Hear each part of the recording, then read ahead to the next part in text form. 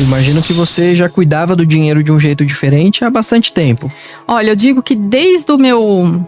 Eu digo até antes do salário. Minha mãe, sem saber, ela me ensinou muita coisa. Minha mãe, por ser costureira, ela ganhava por peça. Então, se tinha peça, ela ganhava. Se não tinha, ela não ganhava. Então, era a linha de produção, ela não tinha registro. E eu nunca vi minha mãe sem dinheiro. E ela demorou 23 anos para construir a casa do jeito que ela queria. Olha só, que legal. E a gente, óbvio, passou algumas limitações, mas a gente nunca passou fome. Sim. Mas a gente, por exemplo, pizza, a gente só tinha em datas comemorativas. Tinha que ser um aniversário, alguma então, coisa especial mesmo. Total, tanto que hoje pra mim pizza não é algo rotineiro. É algo especial, um momento diferente. Bacana. Então, não era algo que acontecia sempre. Então, de alguma forma, a minha mãe me inspirou a lidar bem com o dinheiro, no sentido que eu poderia usar ele de uma forma para me ajudar a realizar meus desejos, meus sonhos, mas sem ela ter falado, tem que fazer isso. De maneira instintiva mesmo. Por eu ver que ela fazia, que ela guardava, ela não sabia se amanhã ela ia ter recurso, então ela pensava nisso. Falei, eu posso não ter costura no próximo mês. Sim. E eu vou ter que me manter. Claro. Então, ali já começou, e aí, com o tempo, a gente tinha um hábito ir no supermercado uma vez ao mês. E ela começou a falar, olha, Cíntia, se você quiser, eu vou te dar um valor por mês do quanto você pode gastar com as suas besteiras.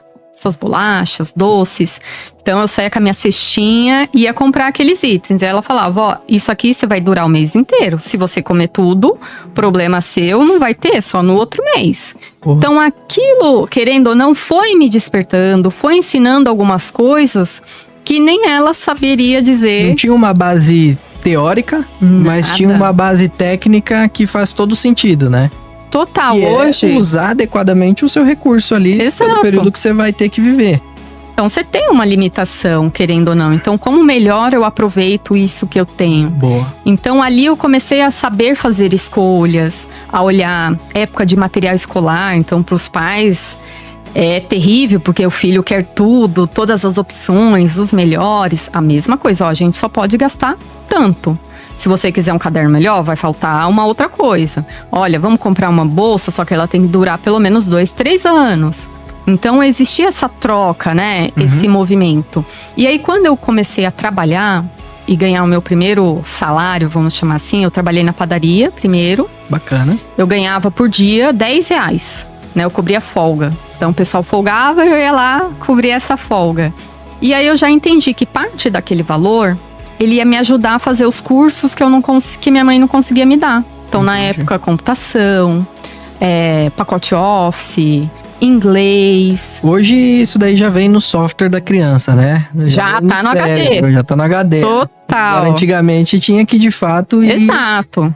Boa. A gente não tinha celular, não tinha computador. Então, eu comecei a ver nesse processo de quando eu trabalhei na padaria e quando eu fui jovem aprendiz. Então, esse meu primeiro salário que eu fazia, eu tenho até um caderno que eu anotava. Não me pergunte por quê, porque eu também via minha mãe anotar. Eu anotava o quanto que eu ganhava e o que eu ia fazer com aquele dinheiro. Então, eu já separava o que eu ia fazer. Então, antes de sair gastando, eu já tinha esse olhar, o que a gente chama hoje de orçamento. Sim. Olha, o que eu vou fazer aqui? Então, ganhei isso. Vou fazer isso aqui. E eu comecei a ajudar em casa. A minha mãe, paga pelo menos a conta de água.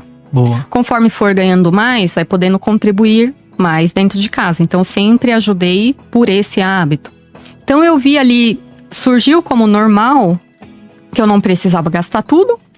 Aquilo que eu quisesse, eu poderia fazer, desde que eu separasse uma parte do meu ganho. Simples assim. Aquilo que gastasse mais, ou precisasse de mais dinheiro, às vezes precisaria de uns 2, 3 salários para poder juntar ali um montante e fazer aquela aquisição. E aí eu aprendi com a minha mãe naquela época, sempre comprar à vista.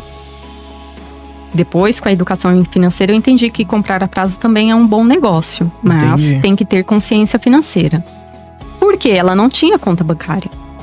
Ela não tinha cartão de crédito. Então ela tinha obrigatoriamente que comprar à vista, né? Exato. Então ela evitava qualquer outro desses meios, porque ela também não tinha.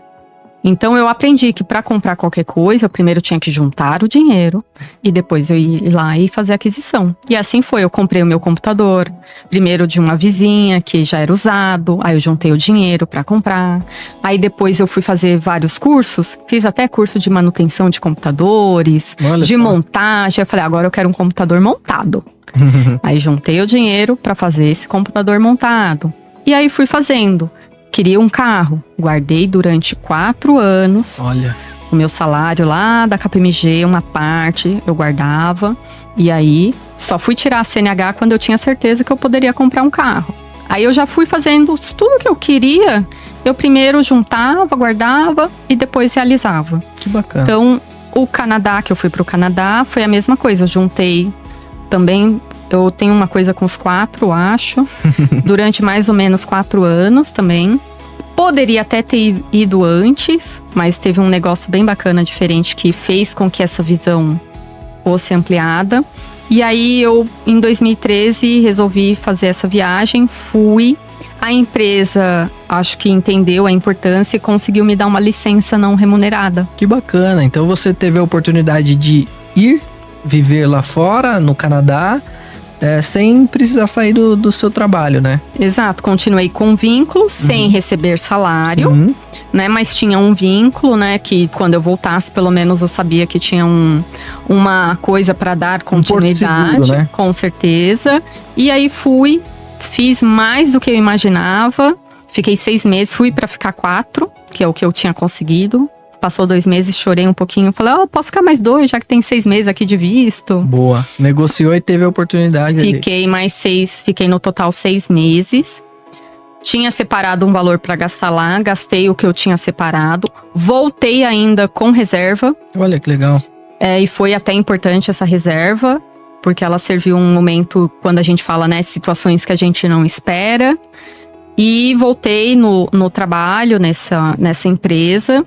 E essa visão de mundo, essa conexão ampliou. Eu falei, realizei isso aqui, agora que eu posso realizar mais ainda. Parece não tem limite. Foi uma chave que talvez abriu um novo portal. Agora você foi pro estágio 2, né? Agora tem mais sonhos para serem realizados. Exatamente. Falei, quem imaginou que eu poderia sair do país, ter essa possibilidade, né? Minha mãe chorando que não queria que eu fosse.